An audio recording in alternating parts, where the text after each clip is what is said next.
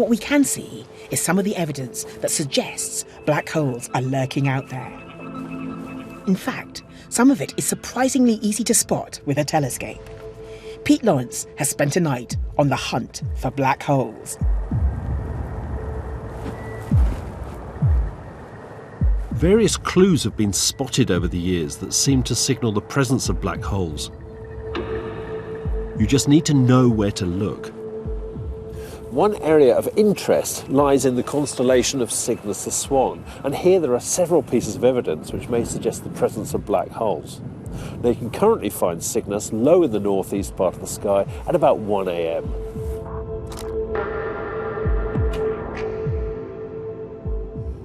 In 1964, one of the earliest space telescopes, a suborbital rocket fitted with a Geiger counter, detected a flood of radiation coming from this part of the sky.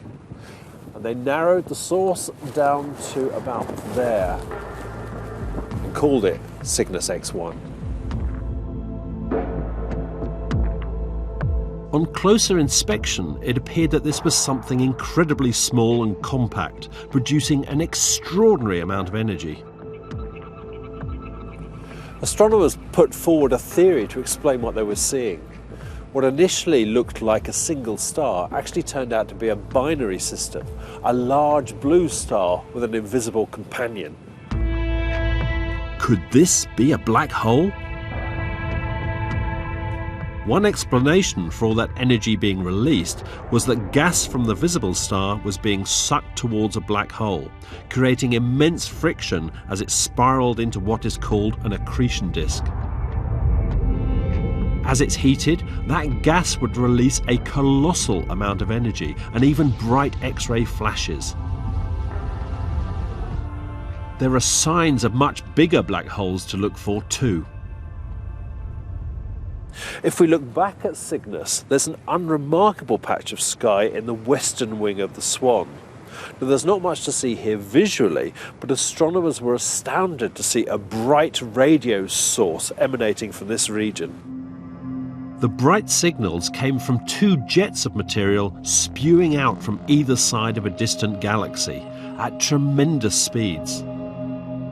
Such jets should take huge amounts of energy to produce, like converting 1,000,000 times the mass of the Sun to pure energy, more than the nuclear fusion that drives stars could ever produce.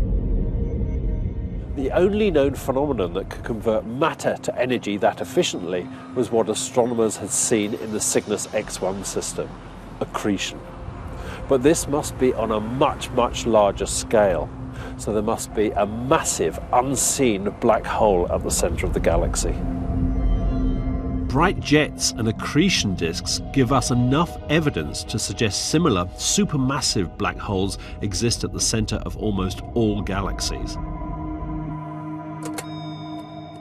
But if we look towards the heart of our own galaxy, there's even more compelling evidence. The centre of the Milky Way galaxy is in the constellation of Sagittarius, which at the moment is more or less behind me. But if you're out on a clear summer evening, then this region of sky can be seen low down in the south.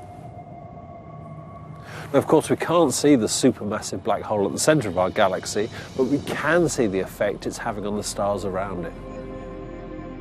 For 25 years, astronomers have tracked the motion of stars at the heart of the galaxy. And it's quite clear they're orbiting around something.